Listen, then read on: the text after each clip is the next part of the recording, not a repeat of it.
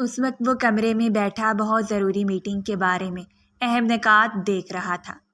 شیرازی کے ساتھ اس کی لائیو کال چل رہی تھی اور وہ دونوں اہم نکات کو ڈسکس کر رہے تھے جب کمرے کے دروازے پر دستک ہوئی اور دستک دیتے ہی وہ اندر داخل ہوئی۔ ٹراؤزر شرٹ میں بالکل عام سا حلیہ اور بکھرے ہوئے بال، نہ جانے وہ اس وقت کیوں افسردہ لگ رہی تھی۔ اسے یوں بے دھڑک اندر آتا دیکھ کر زیان کے چہرے کے تاثرات بدلے، جبکہ سامنے شیرازی بھی اس کے چہرے کے بدلتے ہوئے تاثرات کو دیکھ رہا تھا۔ وہ بغیر کسی بھی بات کی پرواہ کیے آ کر بالکل اس کے قریب بیڈ پر بیٹھ گئی۔ بالوں کی بکھری بکھری لٹوں میں اس کا معصوم چہرہ پہلے سے زیادہ معصوم لگ رہا تھا۔ کیا ہوا ہے تمہیں؟ اور یہاں کیوں آئی ہو؟ زیان نے سخت لہجے میں اس سے پوچھا تو وہ اپنی بڑی بڑی سبز آنکھیں اس کے چہرے پر گاڑتے ہوئے اسے دیکھتی رہی اور پھر سر جھکا گئی، جبکہ زیان نے اس کی بھیگی ہوئی آنکھوں کو دیکھ لیا تھا۔ شیرازی، میں تم سے بعد میں بات کرتا ہوں، جبکہ شیرازی کے چہرے پر ایک معنی خیز مسکراہٹ اتر آئی۔ بالکل جناب، میرے خیال میں پہلے یہ معاملہ سلجھانا زیادہ بہتر ہے، شیرازی نے آنکھ ونک کرتے ہوئے اسے کہا، جبکہ وہ شیرازی کی بات پر سیخ پا ہوتے ہوئے کال کاٹ گیا۔ لیپ ٹاپ سائڈ پر رکھتے ہوئے وہ اس کی جانب متوجہ ہوا تھا۔ میں پوچھ رہا ہوں یہاں آنے کی وجہ، اور یہ تمہارا منہ کیوں اترا ہوا ہے؟ اس بار اس نے لہجے کو ہلکا سا نرم رکھا تھا۔ خان، مجھے ایک چھوٹا سا بیبی دے سکتے ہیں تاکہ میں اس کے ساتھ کھیلتی رہوں؟ اس نے زیان کے نرم لہجے کو بھانپتے ہوئے بغیر کسی جھجک کے کہہ دیا، اور وہ جو جھک کر اس کے چہرے کو دیکھ رہا تھا اسے 100 واٹ کا کرنٹ لگا۔ یہ کیا کہہ رہی ہو تم؟ اور تمہیں کس نے کہا ہے یہ سب کچھ؟ زیان نے اس کے گلابی چہرے کو دیکھا، جبکہ اسے ابھی بھی جھجک چھو کر بھی نہیں گزری تھی۔ مجھے پتہ ہے کہ بیبی مجھے صرف آپ ہی دے سکتے ہیں، کیونکہ ریحانہ آپ ہی مجھے اپنی بیبی کے ساتھ کھیلنے نہیں دیتی۔ وہ کہتی ہیں کہ میں اپنا بیبی لے آؤں، اور اس معاملے میں آپ ہی میری مدد کر سکتے ہیں۔ مجھے بیبی چاہیے۔ وہ ایسے ہی بیبی مانگ رہی تھی جیسے بچہ نہیں بلکہ مارکیٹ سے کوئی کھلونا دلانے کی بات کر رہی ہو، جبکہ زیان نے جلدی سے اس کا بازو پکڑتے ہوئے اسے بیڈ سے نیچے اتار دیا۔ ابھی جاؤ کمرے سے، میرا دماغ خراب مت کرو۔ اسے حقیقت میں اس لڑکی کی کمکلی پر شدید غصہ آیا تھا۔ اس کا بچپنا تھا کہ جانے کا نام نہیں لے رہا تھا۔ اس وقت وہ 17 سال کی ہو چکی تھی، لیکن اس کے باوجود زیان کے لیے وہ ایک چھوٹی سی بچی تھی جسے بالکل معصومیت میں لپیٹ کر پیدا کیا گیا تھا، اور آج تک وہ معصومیت سے باہر نہیں نکل پائی۔ وہ روتی ہوئی وہیں فرش پر بیٹھ گئی۔ ریحانہ آپ ہی کہتی ہیں آپ میرے شوہر ہیں، جیسے علی بھائی ان کے شوہر ہیں، اور علی بھائی نے ہی انہیں بچہ لا کر دیا ہے۔ آپ مجھے بیبی لا کر کیوں نہیں دے رہے؟ وہ روتے ہوئے اتنی معصوم لگ رہی تھی کہ کوئی بھی اس پر دل لٹا سکتا تھا، لیکن اس پر سامنے کھڑے شخص پر وہ بالکل اثر انداز نہیں ہو رہی تھی، خاص طور پر اس کا حسن۔ اس نے آج تک کافی حسین لڑکیوں کو دیکھا تھا، اور سامنے موجود چھوٹی سی لڑکی اس کے لیے ایک پھول کی جیسی تھی، لیکن وہ اس میں کوئی دلچسپی نہیں رکھتا تھا۔ حالانکہ ان دونوں کے درمیان ایک مضبوط اور جائز رشتہ قائم تھا، لیکن پھر بھی اس نے سر پکڑتے ہوئے کچھ دیر اسے دیکھا اور پھر اسے ہی کمرے سے باہر نکال دیا۔ جہاں باقی لوگ اس کی معصومیت سے اتنا اٹریکٹ ہوتے تھے، وہیں وہ ہمیشہ اس کی معصومیت سے کھار کھاتا تھا اور چاہتا تھا کہ اس کی زندگی میں ایک سنجیدہ اور بااعتماد لڑکی شامل ہوتی۔ اسی لیے اسے اپنے باپ کے فیصلے سے ہمیشہ اعتراض رہا تھا۔ جبکہ اس کے اس کمرے سے نکل جانے پر وہ کافی دیر گھور کر اس کے بند دروازے کو دیکھتی رہی اور پھر پیر پٹکتے ہوئے اپنے کمرے میں چلی گئی۔ خڑوس، بد دماغ انسان، بیبی نہیں لا کے دے سکتا لیکن کمرے سے نکال سکتا ہے۔ منہ ہی منہ میں وہ نہ جانے کتنی دیر بڑبڑاتے ہوئے اسے برا بھلا کہتی رہی تھی، جبکہ اسے بھیجنے والے اس کی اس تذلیل پر کافی مسرور ہوئے تھے۔ جب سے وہ اس حویلی میں آئی تھی اکثر اس کی معصومیت کا فائدہ اٹھایا جاتا تھا۔ ایسا کوئی دن نہیں تھا جب اسے تذلیل کا نشانہ نہ بنایا جاتا ہو۔ وہ انتہا کی خوبصورت تھی اور بچپن سے ہی اسی حویلی میں پرورش پائی تھی۔ اس کی والدہ کے انتقال کے ساتھ ہی دورانی صاحب اس کی ذمہ داری اٹھانے کے لیے کافی تھے، لیکن اشفاق صاحب نے ان کی اچائی کو دیکھتے ہوئے بچی ان سے لے لی تھی، کیونکہ وہ ان کی اکلوتی بہن کی نشانی تھی، اور انہیں کہہ دیا کہ وہ اپنی زندگی کی شروعات نئی طریقے سے کریں۔ انہیں بچی سونپ کر بالکل بے فکر ہو جائیں کیونکہ وہ اسے ہمیشہ اپنی بیٹی بنا کر پالیں گے۔ وہ اسی حویلی میں رہے گی تو انہیں احساس رہے گا کہ ان کی بہن ان کے پاس موجود ہے جس سے وہ بے پناہ محبت کرتے تھے۔ اور کچھ تگ و دو کے بعد دورانی صاحب کو بھی ان کی بات ماننا پڑی۔ انہوں نے اپنی جان کے ٹکڑے کو ان کے حوالے تو کر دیا تھا لیکن انہیں اشفاق صاحب پر پورا بھروسہ تھا۔ وہ جانتے تھے کہ وہ شمائلہ بیگم سے کتنی محبت کرتے تھے اور اب اس کی بیٹی کو بھی ایسے ہی عزیز رکھیں گے۔ وہ اسے حویلی میں لے کر واپس آ گئے اور حویلی میں آتے ہی اعلان کر دیا تھا کہ ان کی پہلی اولاد زرین ہے، اور اس کے بعد ہی اس حویلی میں کسی اور کو یہ درجہ حاصل ہوگا۔ کچھ عرصے کے بعد دورانی صاحب نے دوبارہ شادی کر لی۔ انہوں نے شمائلہ بیگم کے ساتھ جو وقت گزارا تھا وہ بے حد حسین تھا۔ شمائلہ بیگم ان کی محبت تھی، لیکن ان کے بعد ظاہری سی بات تھی کہ زندگی کا آغاز کرنا تھا، سو انہوں نے شمائلہ بیگم کی وفات کے 2 سال بعد دوبارہ شادی کی اور بیرون ملک سیٹل ہو گئے۔ لیکن اس کے باوجود وہ اپنی بیٹی کے سارے اخراجات برداشت کر رہے تھے۔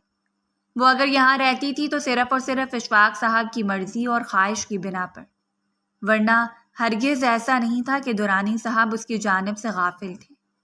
اشفاق صاحب اور ان کی بیوی نائلہ بیگم دونوں ہی اس کے ساتھ گہری وابستگی رکھتے تھے، کیونکہ نائلہ بیگم اور شمائلہ بیگم کے درمیان بچپن سے ہی گہری دوستی تھی، اور اسی وجہ سے شمائلہ بیگم نے نائلہ کو اپنی بھابھی بنایا تھا، جبکہ دوسری جانب ان کے چھوٹے بھائی جنید صاحب کی فیملی کو اس کے ساتھ کچھ زیادہ لگاؤ نہیں تھا۔ بڑے تو اس کے ساتھ پیار محبت سے پھر بھی بات کر لیا کرتے تھے، لیکن جب اشفاق صاحب نے اسے زیان کے نام کرتے ہوئے یہ اعلان حویلی میں کیا تھا کہ وہ زیان کی منکوحہ بنے گی، وہ اسے باحفاظت ہاتھوں میں سونپ دینا چاہتے تھے، تبھی جنید خان کی بیوی نورین بیگم نے اس کے ساتھ اچھا بیر پا لیا، کیونکہ انہوں نے ہمیشہ اپنی ملائکہ کو زیان کے لیے اچھا جوڑ سمجھا تھا۔ وہ یہی چاہتی تھی کہ گھر میں ہی ملائکہ اور زیان کی شادی ہو جائے تاکہ وہ جانب سے سرخرو ہو جائیں۔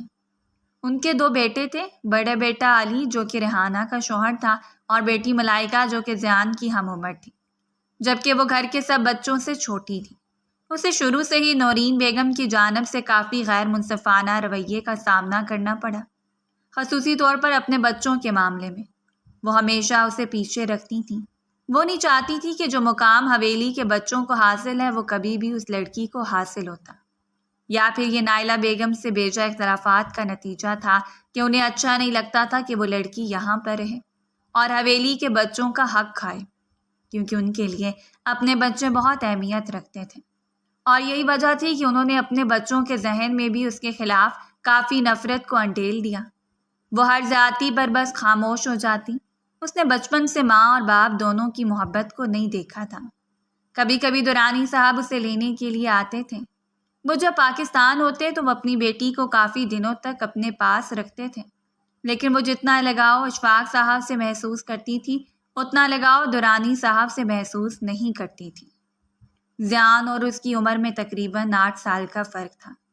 اس وقت 12 سال کی تھی اور زیان 20 سال کا، جب اشفاق صاحب نے فیصلہ کیا کہ وہ 12 سالہ بھانجی کا نکاح اپنے بیٹے سے کر دیں گے۔ زیان ان کا فیصلہ سنتے ہی ہتھے سے اکھڑ گیا۔ اس نے صاف انکار کر دیا تھا۔ بابا، وہ لڑکی میرے قابل نہیں ہے، ویسے بھی وہ بچی ہے، ابھی نابالغ بچی، آپ اس کے ساتھ ایسا کیسے کر سکتے ہیں؟ اور اشفاق صاحب نے حتی کی نظروں سے اپنی بیٹے کو گھورا تھا۔ یہ فیصلہ میں نے کیا ہے اور تم اس فیصلے کی خلاف ورزی نہیں کر سکتے۔ ابھی وہ بچی ہے لیکن کل کو بڑی ہو جائے گی اور میں چاہتا ہوں کہ اسے باحفاظت ہاتھوں میں سونپ کر جاؤں۔ وہ اگر تمہارے نکاح میں رہے گی تو مجھے تسلی رہے گی، اس کی جانب سے، اور وہ بپھڑ گیا۔ بابا، باہر نکل کر دیکھیں، دنیا چاند پر پہنچ چکی ہے اور آپ اپنی بھانجی کا مستقبل سنوارنے کے لیے اپنے بیٹے کی زندگی کو داؤ پر لگانا چاہ رہے ہیں۔ اس نے کبھی بھی نہیں سوچا تھا کہ اسے ایک چھوٹی سی بچی سے منسلک کر دیا جائے گا جس کے ساتھ اس وقت تک وہ کافی لگاؤ رکھتا تھا، لیکن اب اسے اور نظر سے دیکھنا اس کے لیے تکلیف دہ تھا۔ نائلہ بیگم بس خاموشی سے بیٹھی رہی۔ وہ ماں کی جانب ہی بڑھا۔ ماما، آپ کچھ کہیں، بابا کو سمجھاتی کیوں نہیں ہیں؟ لیکن انہوں نے کبھی بھی اشفاق صاحب کے فیصلے کے خلاف جا کر کوئی فیصلہ نہیں کیا تھا۔ بیٹا، یہ تمہارے بابا کا فیصلہ ہے۔ ویسے بھی اگر اب بچی ہے تو کل بڑی ہو جائے گی، تمہیں پریشان ہونے کی ضرورت نہیں ہے، ابھی تو صرف نکاح ہونا ہے۔ تو اس نے بہت ضد لگائی تھی، لیکن اشفاق صاحب نے اس کی ایک نہیں سنی اور بلاخر درانی صاحب کی رضامندی لے کر ایک شام چپکے سے ان دونوں کے نکاح کی تقریب رکھ دی گئی۔ اسے کچھ بھی معلوم نہیں تھا، بس سرخ دوپٹہ اور ایک گولڈن کلر کے شرارے میں وہ چھوٹی سی دلہن بنی بیٹھی تھی، بار بار گھونگھٹ پلٹ کر پاس بیٹھے زیان کو دیکھتی جو اسے گھور کر چہرے پر سنجیدگی اختیار کر لیتا۔ آج نہ جانے کیوں وہ اسے اچھی نہیں لگ رہی تھی، حالانکہ اس کی معصومیت، اس کی پیار بھری باتیں اور اس کا بچگانہ انداز ہمیشہ اس کے دل کے تاروں کو چھیڑ دیتا تھا۔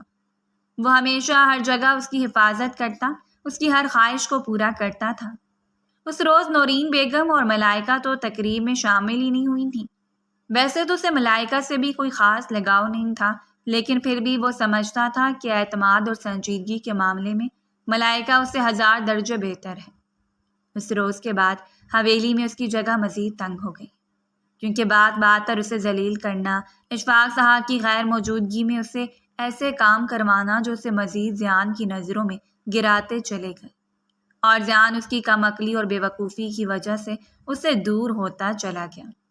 اب ان کے نکاح کو 5 سال گزر چکے تھے، لیکن زیان کے دل میں وہ کوئی خاص مقام بنانے میں ناکام ہی رہی تھی۔ اس روز بھی ریحانہ اپنے 7 ماہ کے بچے ہانی کو اٹھا کر لاؤنج میں کھیل رہی تھی، جب وہ سیڑھیاں اترتے ہوئے اشتیاق سے ہانی کو دیکھتی ان کے پاس آ کر بیٹھ گئی۔ وہ گول مٹول سا بچہ اسے کافی پیارا لگتا تھا۔ اس کی کیوٹ سی اسمائل دیکھتے ہوئے بے ساختہ اس نے ہاتھ بڑھائے اور ریحانہ نے اور ایک نظر اسے دیکھتے ہوئے اس کے ہاتھ چٹک دیے۔ ملائکہ بھی اس کے قریب ہی بیٹھی تھی۔ تم اسے نہیں اٹھا سکتی، گرا دو گی۔ نائلہ بیگم نے ان کے رویے کا جائزہ لیا۔ کوئی بات نہیں ریحانہ، بیٹے کچھ دیر کے لیے بچہ اسے پکڑا دو، وہ کھیل کر واپس کر دے گی۔ کوئی ضرورت نہیں ہے تائی امی، اس کی اہم کانہ حرکتوں سے آپ اچھی طرح واقف ہیں۔ وہ اپنے سرخ لب کے چلتے ہوئے بس رونے کے قریب تھی۔ ہاتھوں کو ایک دوسرے میں پیوست کر کے اس نے ایک بار پھر ملتجئ نظروں سے ریحانہ کو دیکھا۔ علی بھائی، اگر آپ کے لیے ہی بیبی لے آئے ہیں تو میں بھی ایک دن اپنا بیبی لے لوں گی، اور پھر آپ کو ایسے ہی ہاتھ نہیں لگانے دوں گی۔ جبکہ ملائکہ کے چہرے پر طنزیہ مسکراہٹ بکھر گئی۔ ریحانہ اور اس نے ایک دوسرے کو دیکھتے ہوئے ایک عجیب سا کہکا لگایا تھا۔ نائلہ بیگم افسوس سے ان دونوں کو دیکھتے ہوئے اپنے کمرے میں چلی گئی۔ یہ روز کا معمولہ تھا، کوئی نئی بات نہیں تھی، اور ایک بار پھر ان لڑکیوں سے الجھ کر وہ نورین بیگم کے ساتھ دشمنی مول نہیں لے سکتی تھی، جو پہلے ہی ہر وقت کوئی نہ کوئی محاذ کھڑا کرنے کے لیے تیار رہتی تھی۔ ملازمین کے سامنے ہر روز کا جھگڑا انہیں ذرا بھی برداشت نہیں تھا، تو انہوں نے خاموش رہنے میں ہی عافیت جانی۔ پہلے یہ تو دیکھ لو، زیان تم اس قابل بھی سمجھتا ہے یا نہیں؟ وہ منہ نہیں لگاتا اور محترمہ بچہ پیدا کرنے چلی ہے۔ ملائکہ اسے دیکھ کر ہی جل بھن گئی، جو اس وقت بھی روتی ہوئی آنکھوں سے ان دونوں کو دیکھتی کافی خوبصورت لگ رہی تھی۔ خدا نے اسے بہت خوبصورت بنایا تھا، چھوٹی سی ناک، سبز آنکھیں اور گلابی چہرہ، اور یہی خوبصورتی تھی جس کی وجہ سے ملائکہ کو ہر وقت یہ اندیشے گھیرے رکھتے کہ کب زیان اس خوبصورتی کا دیوانہ ہو جائے۔ اسی لیے ہر دفعہ اس کی کوشش ہوتی تھی کہ وہ کچھ نہ کچھ ایسا کر دے جس سے وہ زیان کی نظروں میں گرتی رہے اور وہ اسے کبھی بھی اپنے قابل نہ سمجھے۔ دیکھو، میرے پاس تمہارے لیے ایک آئیڈیا ہے۔ تم خود زیان کے پاس چلی جاؤ اور اسے کہو کہ تمہیں بیبی چاہیے، اور وہ تمہیں بچہ لا کر دے دے گا، اور تم خود کھیل لینا۔ اس کی آنکھیں چمک اٹھیں۔ آپ کو لگتا ہے زین میری بات مان جائیں گے؟ کیوں نہیں مانے گا؟ شوہر ہے وہ تمہارا، جیسے علی میرا شوہر ہے، اور میری ہر بات مانتا ہے۔ ریحانہ نے مزید سلگتے ہوئے لہجے میں اسے تاؤ دلایا۔ ٹھیک ہے، میں بھی جا کر کہتی ہوں ان سے۔ وہ ہاتھ جھاڑتے ہوئے اٹھ کھڑی ہوئی، جبکہ اس کے جاتے ہی ان دونوں نے زہریلا کہکا لگایا تھا، گویا وہ جانتی ہوں کہ اب اس کے ساتھ کیا ہونے والا ہے۔ وہ یوں تو 17 برس کی ہو چکی تھی، لیکن پھر بھی وہ دماغی طور پر ابھی بچپنے میں ہی تھی۔ اس سے زیادہ باتوں کی سمجھ نہیں آتی تھی۔ ایک تو معصومیت، اور پھر ان لوگوں کے درمیان کم بیٹھنا، تیسرا ہر وقت کا طنز اسے خود اعتماد بنانے میں ایک بڑی رکاوٹ تھا۔ حالانکہ اب وہ بہترین ادارے سے تعلیم حاصل کر رہی تھی، اور اشفاق صاحب نے اس کی ہر چیز پر گہری نظر رکھی ہوئی تھی، وہ چاہتے تھے کہ وہ اس کی ہر ضروریات کا خیال خود رکھیں، وہ کسی بھی چیز کے لیے محتاجی کا شکار نہ ہو۔ اس روز زیان سے ذلیل ہونے کے بعد وہ چپ چاپ واپس لوٹ گئی اور کافی دیر کمرے میں کھڑی روتی رہی۔ اس نے اپنے باپ کو یاد کیا تھا۔ اگر وہ اس حویلی میں نہ رہتی تو کوئی بھی اس کے ساتھ یہ سلوک نہ کرتا۔ اسے دکھ ہوتا تھا۔ ان لوگوں کی باتوں، ان کے طنز کو وہ بہت اچھی طرح سمجھتی تھی، اور اندر ہی اندر وہ اپنے باپ کے حوالے سے بھی کافی بدگمان رہی تھی، جس کے بارے میں نورین بیگم کہا کرتی تھی کہ اس نے بیٹی پیدا کر دی اور پھر اپنی زندگی میں مگن ہو گیا۔ اس بچی کے بارے میں پتہ لگانے کی کوشش ہی نہیں کی کہ وہ کس حال میں ہے، اور وہ دوسرے لوگوں کے سر پر بوجھ کی طرح سوار ہے۔ کافی دیر ہونے کے بعد وہ ڈنر کا فیصلہ رد کرتے ہوئے چپ چاپ بستر پر سونے کے لیے لیٹ گئی۔ ویسے بھی اسے اس وقت بھوک کا احساس نہیں ہو رہا تھا، اور کچھ ہی دیر کے بعد وہ گہری نیند میں چلی گئی۔ اسے اپنے کمرے سے نکالنے کے بعد وہ اٹھ کر کھڑکی کے قریب آ گیا۔ باہر کا نظارہ کرتے ہوئے اس کا دماغ مسلسل اس کی اس باتوں کو سوچ رہا تھا۔ آخر کب وہ اپنی احمقانہ سوچ اور بیوقوف باتوں سے باز آئے گی؟ اسے شدید نفرت تھی اس کی معصومیت بھری شرارتوں پر۔ وہ چاہتا تھا کہ وہ ایک خود اعتماد لڑکی بن جائے جسے اس کے ساتھ قدم سے قدم ملا کر چلنا آتا ہو۔ بلا شبہ وہ بہت حسین تھی، اتنی حسین کہ اگر اس کے ساتھ چلتی تو گویا چاند کو بھی مات دے جاتی، لیکن اسے حسن کے ساتھ ساتھ اور بھی بہت کچھ چاہیے تھا۔ ڈنر کے دوران بھی وہ اسے نظر نہیں آئی، لیکن اس میں کوئی خاص توجہ نہیں تھی۔ اب یہاں رہتے ہوئے وہ بھی شاید اس کا عادی ہو چکا تھا۔ اس وقت وہ چھت پر ٹہلتے ہوئے سینے پر بازو باندھے اپنے ذہن کی الجھنوں سے الجھ رہا تھا۔ اس کی عادت تھی رات کا کھانے کے بعد وہ کچھ دیر حویلی کی چھت پر آ جاتا۔ اسے اچھا لگتا تھا یہاں بیٹھنا۔ جب اس نے کسی احساس کے تحت پلٹ کر دیکھا اور آخری زینے پر کھڑی ہوئی ملائکہ کو دیکھ کر وہ ہلکا سا مسکرایا۔ اس کی مسکراہٹ کو دیکھتے ہوئے ملائکہ اس کے قریب آ گئی۔ سمپل سے شلوار قمیض میں دوپٹہ سینے پر پھیلائے وہ اس وقت اسے کافی خوبصورت لگ رہی تھی۔ اس کے بڑے بال اس کی پشت پر بکھرے ہوئے تھے، جبکہ وہ اس کے بالکل برابر آ کر کھڑی ہو گئی۔ ویسے تو ملائکہ کی اب شادی کی عمر تھی، لیکن نہ جانے کیوں وہ ہر رشتے سے انکار کرتی آ رہی تھی، اور زیان بھی اس بات سے واقف تھا کہ وہ آج بھی اس کی راہ دیکھ رہی ہیں۔ لیکن ان دونوں نے آج تک زبان سے کوئی اقرار نہیں کیا تھا، اور نہ ہی زیان نے اسے کوئی وعدہ یا یقین دلانے کی کوشش کی تھی۔ وہ آہستہ قدم اٹھاتے ہوئے اس کے قریب آ گئی۔ کیا ہوا؟ پریشان لگ رہے ہو؟ اس نے اپنے ہاتھ میں تھاما ہوا چائے کا مگ اس کی جانب بڑھایا تھا اور اسے نرمی سے تھام لیا۔ ہوں تو وہ ہلکا سا مسکرایا تھا۔ کوئی خاص وجہ؟ ملائکہ نے اپنے بال جھٹکتے ہوئے کمر پر گرا دیے، جبکہ وہ اسے دیکھتا رہ گیا۔ کیا ہو جاتا اگر وہ حسین لڑکی بھی اتنی ہی پورا اعتماد اور سنجیدہ مزاج ہوتی؟ کیا ہوتا وہ اگر اس کے قدم سے قدم ملا کر کھڑی ہو جاتی، اس کی آنکھوں میں دیکھتی ہوئے ہلکے سے پوچھ لیتی؟ لیکن شاید سب کچھ مکمل ہونے کے لیے نہیں ہوتا۔ بعض دفعہ ہم سنتے ہیں کہ ایک شریر اور کم عمر عورت مرد کو مجبور کر دیتی ہے کہ وہ ہر روز اس سے نئی محبت کرے، لیکن حقیقت کی دنیا میں پہنچنے کے بعد ایسا کچھ نہیں ہوتا۔ ہر مزاج کا مرد دنیا میں پایا جاتا ہے، اور مزاج کے مطابق ہر شخص اپنی آزاد رائے کا حق رکھتا ہے۔ سو اسے بھی اپنی بیوی سے زیادہ ملائکہ اٹریکٹ کر رہی تھی۔ اس نے فوری طور پر اپنی نگاہوں کا رخ بدل لیا، جبکہ ملائکہ کو اچھی طرح اندازہ ہو چکا تھا کہ وہ اسے ایک نظر دیکھنے کے بعد اس میں کھو سا گیا تھا، اور یہ بات اس کے جذبات کو بے لگام کرنے کے لیے کافی تھی۔ وہ اس کے بالکل قریب آ گئی، اتنا قریب کہ اس کے اڑتے ہوئے بال زیان کے چہرے کو چھو رہے تھے۔ میں جانتی ہوں کہ تم کس اذیت میں مبتلا ہو، وہ بالکل سرگوشی کر رہی تھی۔ ایسا نہیں ہے، وہ صاف مکر گیا۔ کم سے کم وہ کسی کے سامنے کمزور نہیں پڑنا چاہتا تھا۔ ہو سکتا ہے کہ تمہاری آنکھوں میں لکھی ہوئی اذیت میرے دل پر گزر رہی ہو سکتا ہے کہ ہم دونوں ایک ہی کشتی کے مسافر ہوں۔ اور وہ ہمیشہ کی طرح اسے سرخ آنکھوں سے دیکھتا ہوا بپھڑ گیا۔ شادی کر لو ملائکہ، میرے خیال میں یہی تمہارے حق میں بہتر ہے۔ اس نے چائے کا کپ لبوں سے لگا لیا اور ملائکہ نے نرمی سے اس کا ہاتھ تھام لیا۔ کر لوں گی، بس تمہاری ہاں کا انتظار ہے، وہ سیدھا سیدھا اقرار کر رہی تھی۔ یہ صرف پاگل پن ہے۔ اس کے چہرے پر ہلکی سی مسکراہٹ رقص کرنے لگی۔ یہ سچ تھا کہ وہ آج تک اس سے مسکرا کر بات نہیں کر پایا، وہ جو اس کی خاطر اپنے کمرے میں سسک کر روتی رہی تھی۔ چائے ختم کر لیں، پھر کہیں باہر چلتے ہیں تھوڑی دیر کے لیے، اور ساتھ میں مجھے آئس کریم بھی کھلا دیجیے گا۔ اس نے اٹھلاتے ہوئے نخرے دکھایا تو ضیان منع نہیں کر پایا۔ چائے پینے کے بعد وہ دونوں باہر چلے گئے۔ وہ اس کے ساتھ قدم سے قدم ملا کر چل رہی تھی۔ کوئی جھجک، کوئی معصومیت، کوئی احمقانہ خواہش نہیں تھی، اور وہ بھی اس کی ہمراہی میں اٹھلاتے ہوئے مسکرا رہا تھا۔ یہ منظر اشفاق صاحب نے تیکھی نظروں سے دیکھا۔ ان کے ذہن میں چلتی الجھنیں مزید الجھ چکی تھیں۔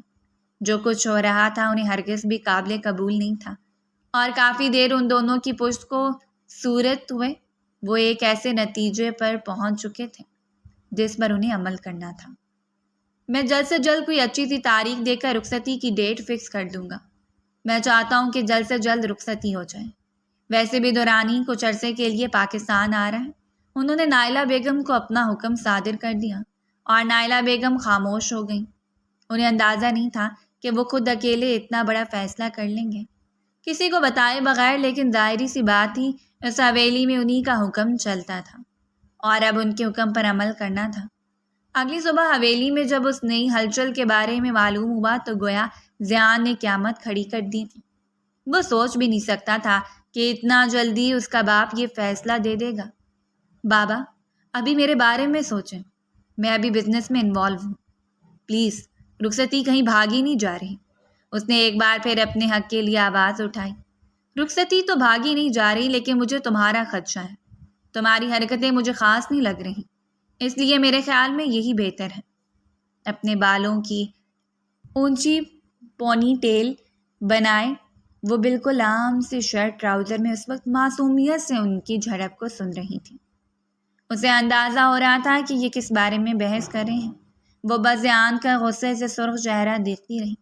یہ اشفاق صاحب کا حکم تھا، اور وہ اپنے حکم سے کبھی نہیں ہٹتے تھے۔ سہارے کو ان کی بات کے آگے سر جھکانا پڑا۔ ملائکہ بس سرخ آنکھوں سے ضیان کا چہرہ دیکھتی رہی۔ اس نے سر جھٹکتے ہوئے بس ایک نظر ملائکہ کی آنکھوں میں دیکھا تھا۔ اس وقت وہ سب سے زیادہ اپنی زندگی کے بارے میں سوچ رہا تھا۔ درانی صاحب سے فیصلہ لینے کے بعد انہوں نے 20 دنوں کے اندر اندر رخصتی کی ڈیٹ فکس کر دی، کیونکہ صرف چند دنوں کے اندر اندر درانی واپس پاکستان آنے کا ارادہ رکھتے تھے۔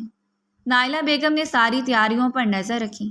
نورین بیگم اور ملائکہ نے جتنی بدمزاجی کرنے کی کوشش کی تھی، نائلہ بیگم نے اتنا ہی صبر سے کام لیا۔ وہ اپنے شوہر کا سر نیچا نہیں کروانا چاہتی تھیں، اور چاہتی تھیں کہ سب کچھ اسلوبی سے ہو جائے، جبکہ ضیان اتنا ہی سارے معاملے سے دور رہا۔ کتنی بار نائلہ بیگم نے اسے سمجھایا تھا کہ وہ ضیان کے کمرے میں جائے، اس کے قریب جائے، اسے اپنی جانب راغب کرنے کی کوشش کرے، اور اس نے کوشش بھی کی تھی، لیکن ہر بار ہی دھدکار اس کے نصیب میں آئی اور وہ خاموشی سے واپس پلٹ آتی۔ رونے کے علاوہ اس کے پاس اور کوئی چارہ نہیں ہوتا تھا۔ اسے اتنا معلوم تھا کہ ضیان اس کا شوہر ہے، اب وہ رخصت ہو کر مکمل طور پر اس کے پاس جا رہی ہے، لیکن ضیان کا عجیب و غریب رویہ اس کی سمجھ سے باہر تھا۔ آخر وہ شخص اس سے اتنا کیوں دور رہتا ہے؟ بلاخر وہ دن بھی آ گیا جس دن اس کے ہاتھوں پر ضیان کے نام کی مہندی سجا دی گئی۔ اس کی مہندی سے چمکتے ہوئے ہاتھ محبت کی شدت کو ظاہر کر رہے تھے۔ یہ سچ تھا کہ وہ محبت کی شدتوں سے واقف تھی۔ وہ سمجھ سکتی تھی کہ وہ جذبہ جو اس کے دل میں ضیان کے لیے موجود ہے کافی اہم ہے۔ وہ کافی دیر اپنی مہندی سے چمکتے ہوئے ہاتھوں کو دیکھتی رہی، اور پھر شرماتے ہوئے مسکرا کر اپنے چہرے پر رکھ لی۔ ایک امسن سی نفیس دلہن جو اپنے ویا کے انتظار میں خوبصورت سپنوں کو آنکھوں میں سجائے بیٹھی تھی، نہیں جانتی تھی کہ کون سی قیامتیں اس کی منتظر ہیں۔ جبکہ اس روز بھی وہ چند منٹ کے لیے فنکشن میں شریک ہوا، اور پھر فنکشن ادھورا چھوڑتے ہوئے اپنے کمرے میں چلا گیا۔ اس نے بس ایک نظر اس کے حسین چہرے پر ڈالی تھی۔ سبز آنکھوں کی آج چمک ہی نرالی تھی، جبکہ ملٹی کلر کے لہنگے میں اس کا وجود جیسے چاند کی طرح چمک رہا تھا۔ وہ بے پناہ خوبصورت تھی۔ ضیان کے اس طرح دیکھنے پر اس نے بنو اچکا کر ضیان کو دیکھا، اور پھر اپنی آنکھوں کو معصومیت سے موند کر جیسے پوچھا ہو کہ وہ کیسی لگ رہی ہے، جبکہ ضیان نے رخ موڑ لیا۔ اسے اپنی بے ساختگی پر غصہ آیا تھا۔ اس وقت وہ اپنے کمرے میں جا رہا تھا جب اسے پھولوں کی ٹرے اٹھا کر آتی ہوئی ملائکہ نظر آئی۔ زرد کلر کے لباس میں وہ اچھا خاصا سجی ہوئی تھی۔ ہاتھوں میں پھولوں کے گجرے اور پشت پر بکھرے ہوئے بالوں میں ڈالے ہوئے کرل اس نے ایک ہی نظر میں اس کا موازنہ زری سے کیا تھا، لیکن حقیقت یہی تھی کہ وہ زری سے کم خوبصورت تھی۔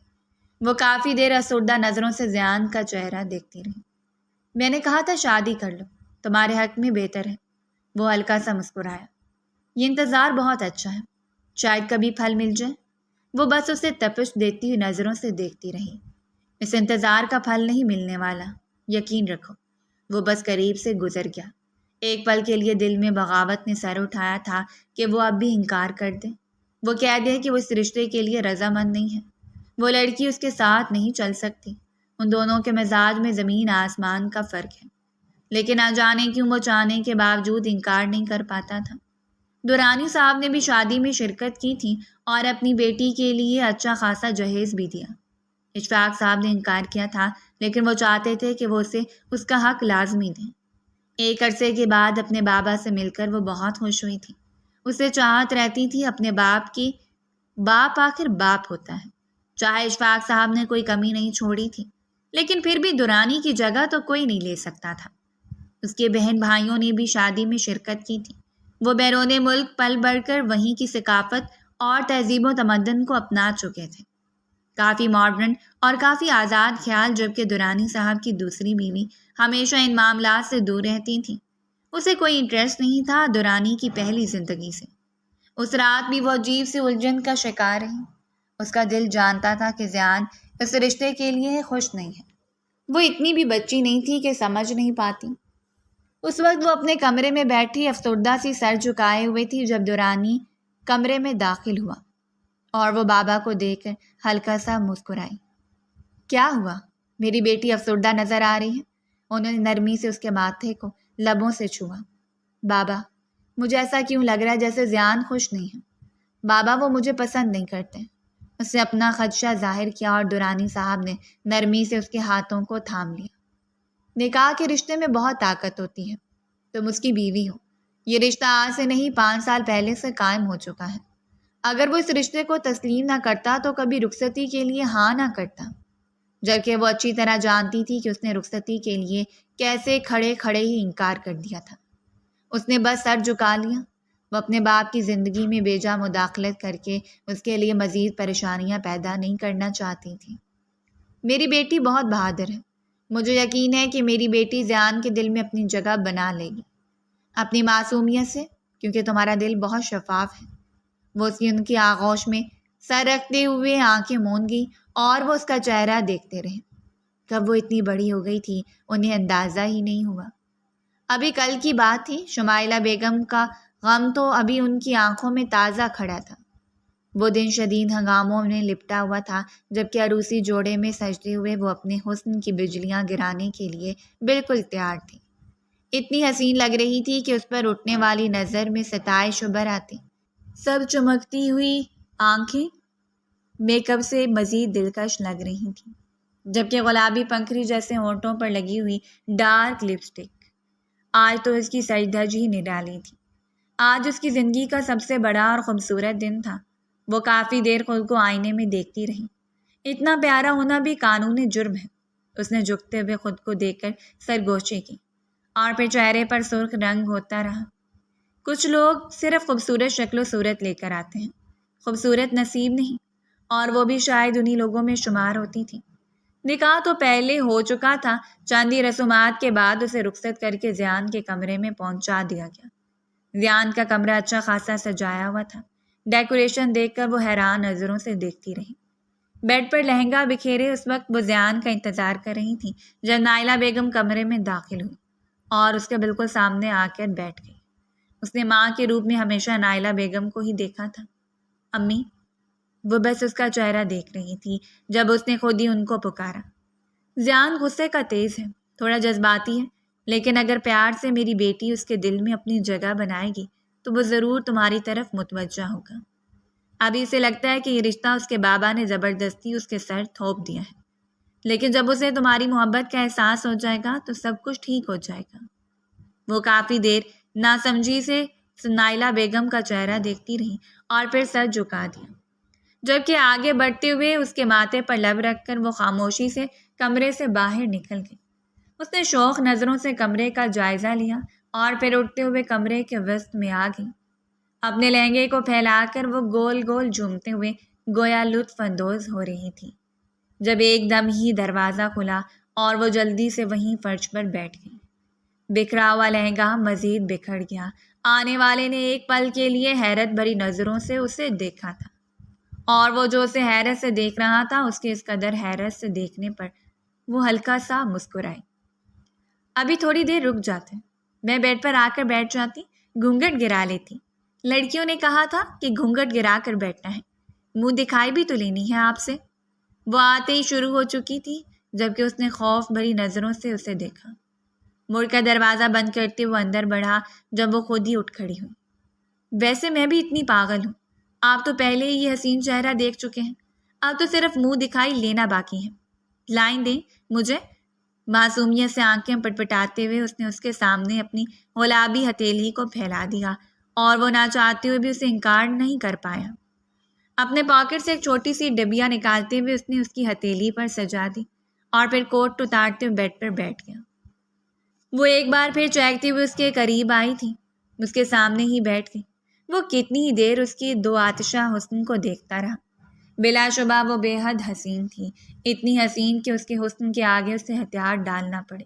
اس نے نرمی سے اس کے لبوں پر اپنی انگلی پھیری۔ تم جانتی ہو میں تمہیں اپنے برابر لے کر نہیں چل سکتا، کیونکہ تم میرے لیے باعث شرمندگی ہو، لیکن تم اتنی خوبصورت ہو کہ میں تمہیں خود سے دور بھی نہیں رکھ سکتا۔ اس نے کہہ دیا تھا اور وہ اس کا چہرہ دیکھتی رہی۔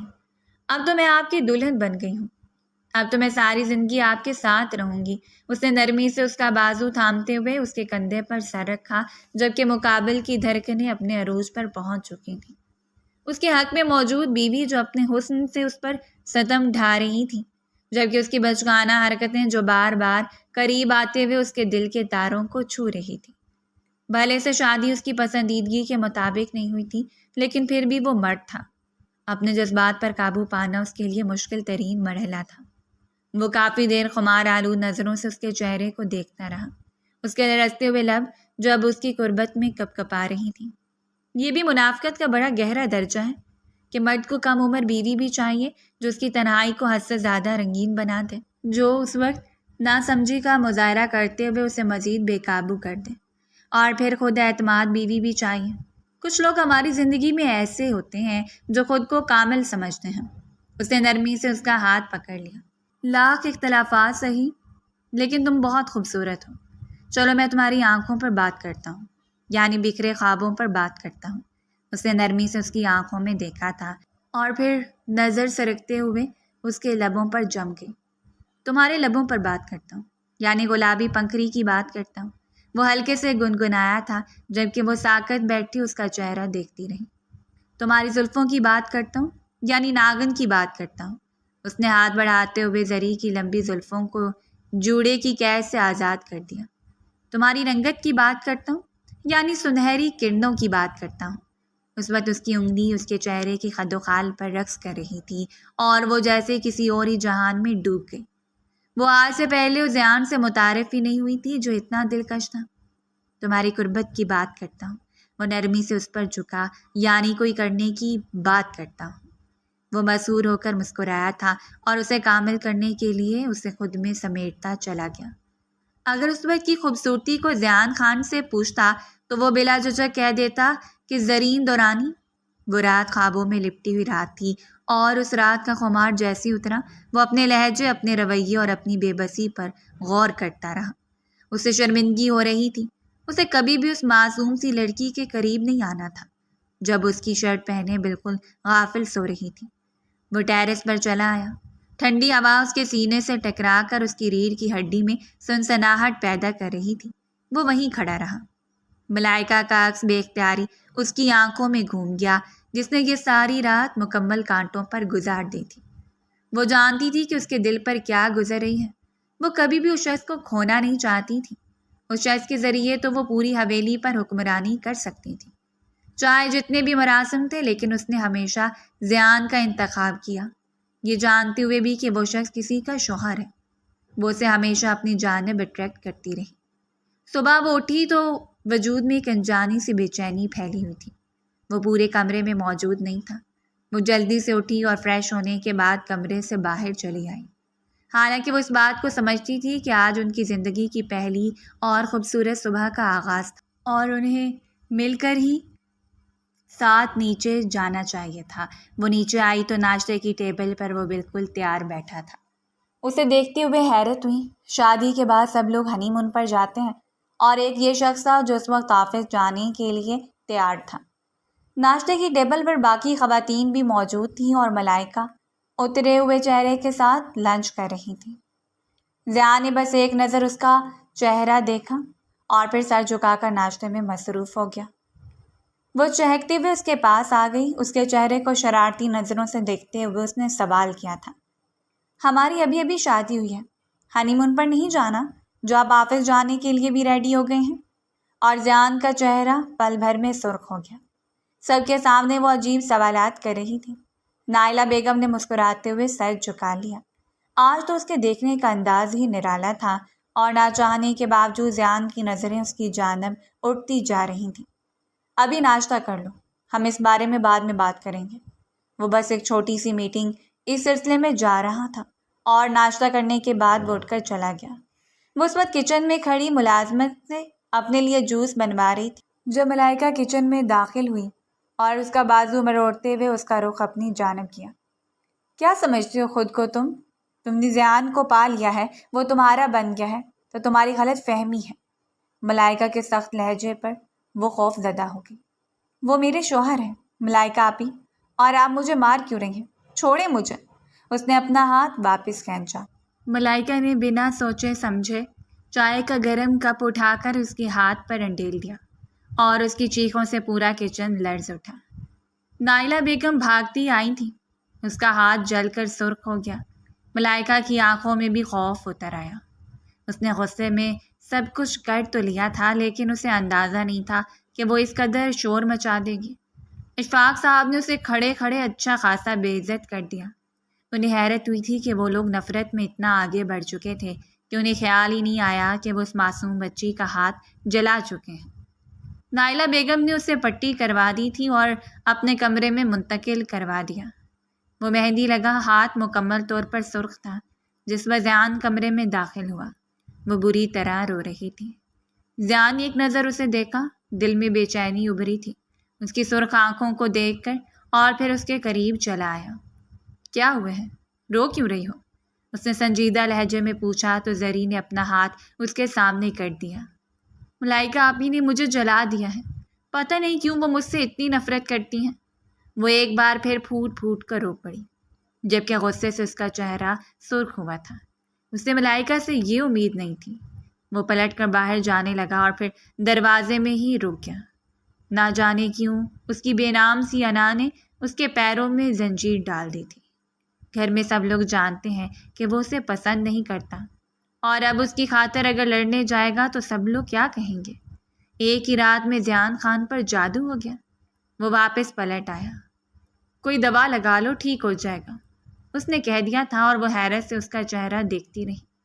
کیا اسے کوئی فرق نہیں پڑتا تھا کہ اس گھر میں ہوتے ہوئے کوئی اس کے ساتھ ظلم و زیادتی کرے؟ کیا اس کے لیے وہ کوئی معنی نہیں رکھتی تھی؟ اور اس روز کے بعد ایک بار پھر اس کی ذاتی انا کا آغاز ہو گیا۔ وہ اس کی شرارتوں پر اسے بری طرح دھتکار دیتا۔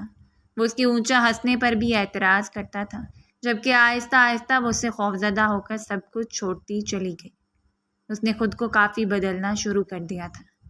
ملائکہ کی طرح ڈریسنگ کرتی، اس کی طرح ڈیسنٹ دکھائی دینے کے لیے وہ سب کچھ کر جانے کو تیار تھی، لیکن ضیاء کو کوئی فرق نہیں پڑ رہا تھا۔ اس رات کے بعد وہ دوبارہ اس کے قریب نہیں آیا۔ وہ یہ سمجھتا تھا کہ اس کے حصار میں مبتلا ہو کر وہ اس کی جانب جھکاؤ کرے گا تو اس کی انا آڑے آ جائے گی۔ وہ اپنی انا کو مارنے والا شخص نہیں تھا۔ میں کبھی بھی اس بے وقوف لڑکی کے سامنے نہیں جھکوں گا، چاہے جو بھی ہو جائے۔ جو بھی ہو جائے، اس کے اندر بھی ایک جنگ جاری تھی، لیکن اس پر کی گئی کسی ظلم و زیادتی کے بچے کچھ بھی نہیں کہتا تھا۔ اور یہ بات نائلہ بیگم کے ساتھ ساتھ اشفاق خان کو بھی اچھا خاصا مایوس کر چکی تھی۔ وہ ہنستی، مسکراتی، چہکتی آہستہ آہستہ بدلنے لگی تھی، لیکن اسے کوئی فرق نہیں پڑتا تھا۔ کیا وہ شخص اتنا پتھر دل ہو چکا ہے؟ اور یہی صحیح کسر ملائکہ اور اس کی ماں نے پوری کر دی۔ انہوں نے کوئی موقع نہیں چھوڑا تھا اسے زیان کے سامنے ذلیل کرنے کا، حالانکہ آپ کے گھر کام کاج میں بھی وہ توجہ دینے لگی تھی۔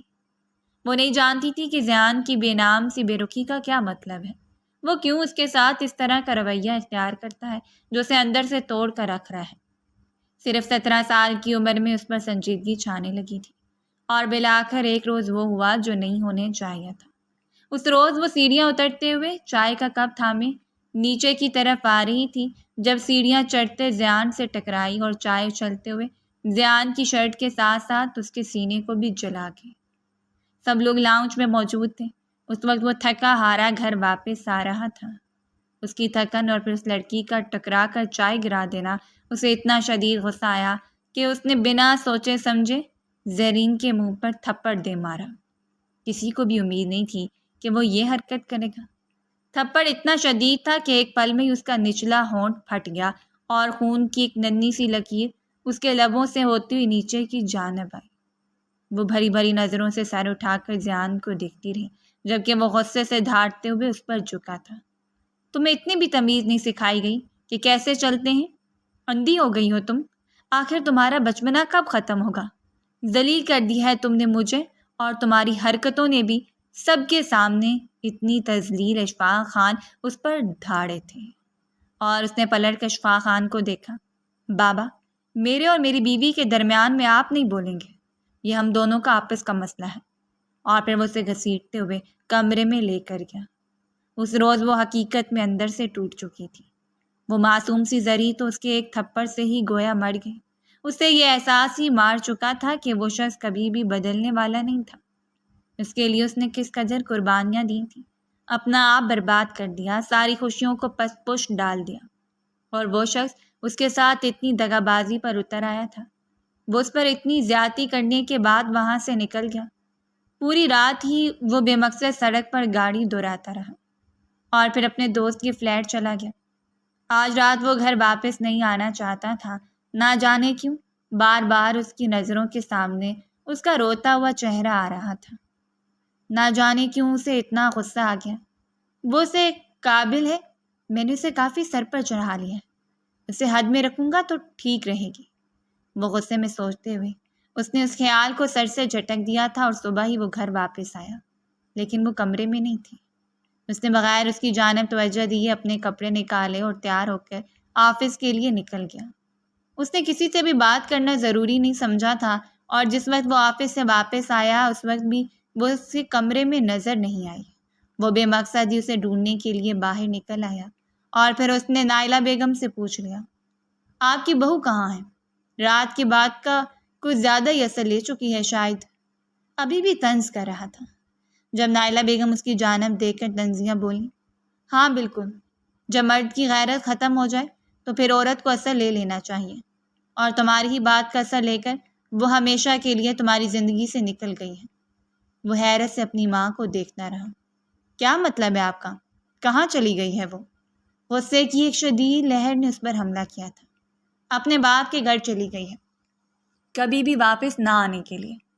اب تم اپنی زندگی اپنی مرضی سے جی سکتے ہو۔ وہ چپ چاپ وہاں سے واپس پلٹ آیا، صرف یہ ظاہر کرنے کے لیے کہ اسے تو کوئی بھی فرق نہیں پڑا، لیکن کمرے میں آتے ہی ایک انجام سے وحشت نے اس پر حملہ کیا تھا۔ اس کا ضمیر بار بار اسے جھنجھوڑ رہا تھا، یعنی اس بار اس کے ماں باپ نے اسے اپنے باپ کے پاس بھیج دیا۔ وہ انا کا بادشاہ کبھی بھی یہ ظاہر نہیں کر سکتا تھا کہ وہ اس کے لیے اہمیت کی حامل ہے، سو اس نے بھی خاموشی اختیار کر لی۔ ملائکہ نے ایک بار پھر اس کی جانب قدم بڑھا لیے تھے۔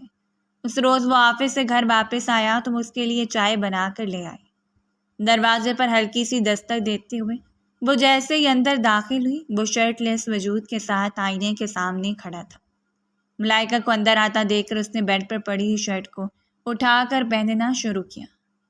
شام کو تمہاری چائے کی عادت کے بارے میں مجھے علم ہے، سوچا بنا کر لے آؤں، ویسے بھی اب تو کافی تنہائی کا شکار ہو چکے ہوں گے۔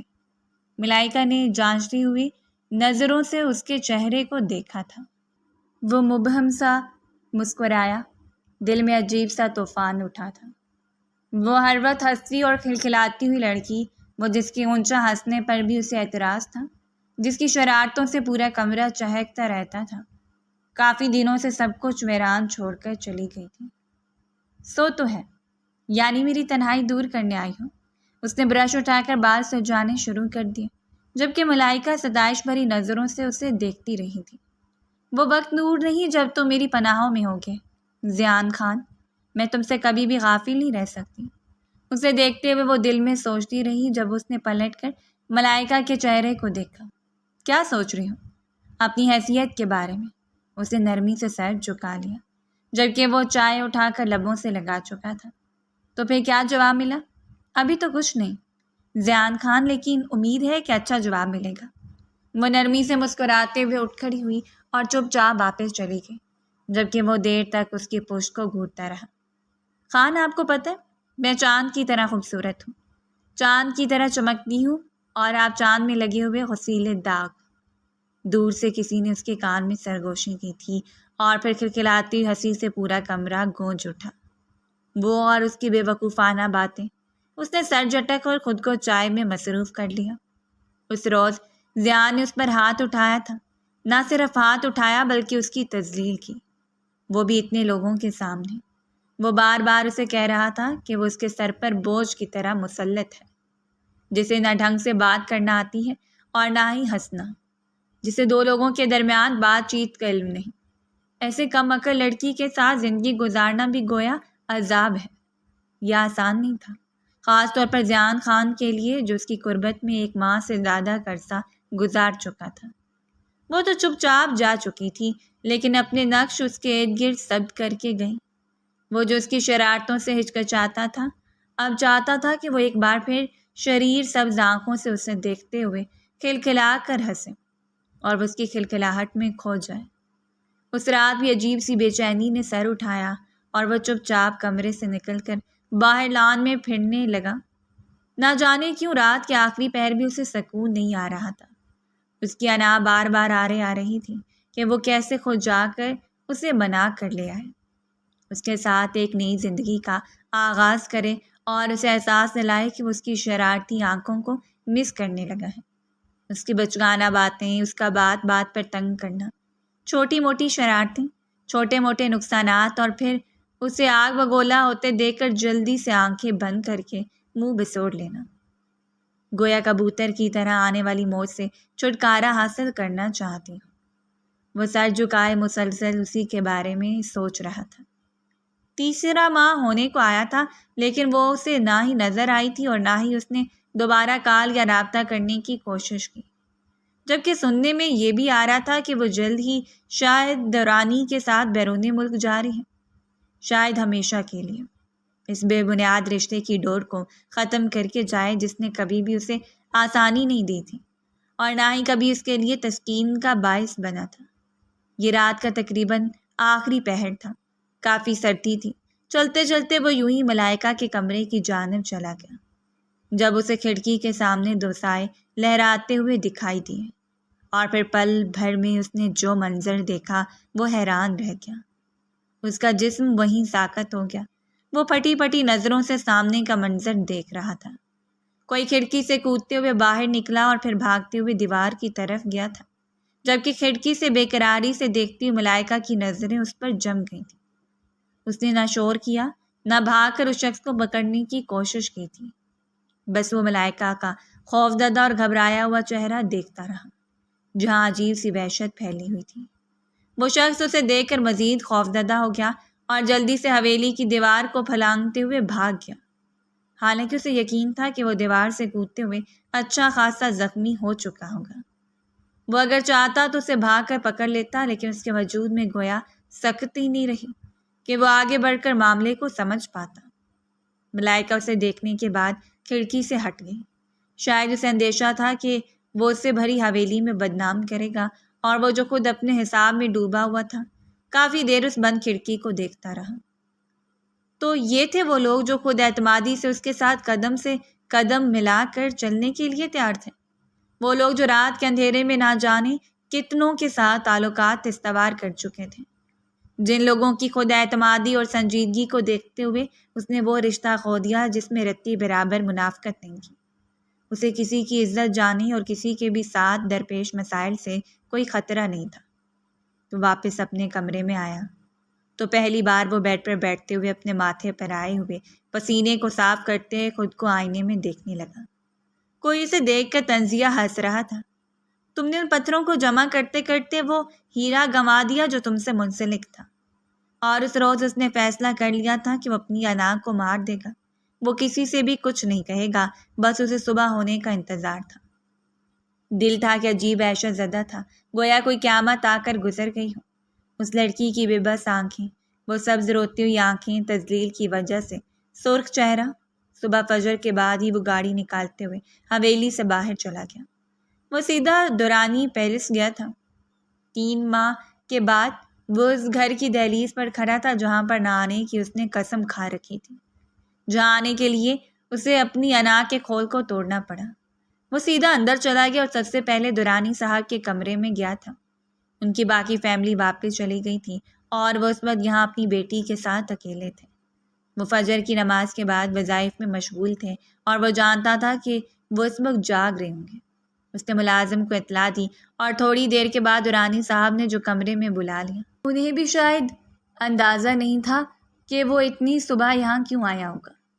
کمرے کے دروازے پر ہلکی سی دستک دیتے ہوئے وہ اندر داخل ہوا۔ اس کے چہرے پر ندامت پھیلی ہوئی تھی۔ دورانی صاحب نے اس کا پرتپاک طریقے سے استقبال کیا اور پھر عزت و اکرام سے اسے بٹھا کر آنے کی وجہ پوچھی تھی، اور وہ مزید شرمندگی کے گڑھے میں جا گرا۔ انکل، میں اپنی بیوی کو لینے آیا ہوں، زری کو۔ انہوں نے حیرت سے اس کے چہرے کی جانب دیکھا تھا۔ وہ اس وقت اپنے کمرے میں سو رہی ہے، لیکن بیٹا وہاں جانے سے پہلے تمہیں میری چند ضروری شرائط سننا ہوں گی۔ میری بیٹی مجھ پر بوجھ نہیں ہے، میں ساری عمر اس سے محروم رہا ہوں اور وہ مجھ سے۔ میں ساری زندگی بھی اس کے ناز نخرے اٹھاتا رہوں تو کم ہے، لیکن مجھے ان 3 مہینوں کے اندر اندازہ ہو چکا ہے کہ اسے تمہاری بھی ضرورت ہے۔ اگر میری بیٹی رضامندی سے تمہارے ساتھ جانے کے لیے تیار ہو جائے تو اسے لے جانا، ورنہ اس پر کوئی زبردستی نہ کرنا۔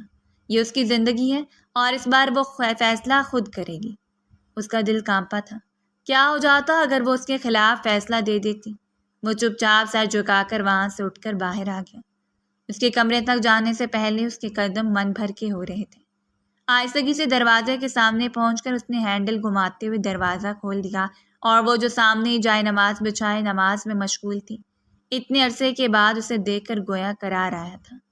وہ چپ چاپ صوفے پر جا کر بیٹھ گیا اور اس کا جائزہ لینے لگا۔ شاید اسے اس کی آمد کا اندازہ ہو چکا تھا۔ نہ گھبراہٹ تھی، نہ جھجک، نہ کوئی بے چینی۔ ان 3 مہینوں میں اس کے چہرے پر عجیب سی کشش پھیلی ہوئی تھی، عجیب سا نور پھیلا ہوا تھا۔ دعا مانگنے کے بعد اس نے چہرے پر ہاتھ پھیرے اور نظریں اٹھا کر سامنے بیٹھے شخص کو دیکھا تو ہلکا سا مسکرائی تھی۔ آج اس کی آنکھوں میں اعتماد تھا، گویا وہ اپنی معصومیت کھو چکی ہو، اور یہ دیکھ کر وہ شخص تڑپ اٹھا تھا۔ کہیے، کیسے آنا ہوا خان صاحب؟ وہ اس کے لہجے کی اعتمادی دیکھ کر ہی بے چین ہوا۔ اپنی زندگی کو مکمل کرنے کے لیے تمہیں لینے آیا ہوں۔ وہ ساری جگہ گھر وہیں جائے نماز پر بیٹھی رہی، جبکہ اس نے محسوس کیا تھا گویا آنسو اس کے حلق میں چبھنے لگے ہوں۔ وہ اس کے بالکل سامنے آ کر بیٹھ گئے اور نرمی سے اس کے ہاتھوں کو تھام لیا۔ تم اس بار خدا کی بارگاہ میں موجود ہو، اور میں اسے حاضر ناظر رکھ کر کہتا ہوں کہ وہ زندگی کی آخری غلطی تھی۔ میں تمہاری شرارتیں، تمہاری بے وقوفانہ باتیں سننا چاہتا ہوں۔ اور اس نے اپنی سبز آنکھوں کو اٹھا کر اس کے چہرے پر گاڑ دیا۔ میں نے انہیں اس دن ہی کھو دیا تھا جس دن میرے پسندیدہ مرد نے مجھے ان کی وجہ سے تذلیل کا نشانہ بنایا تھا۔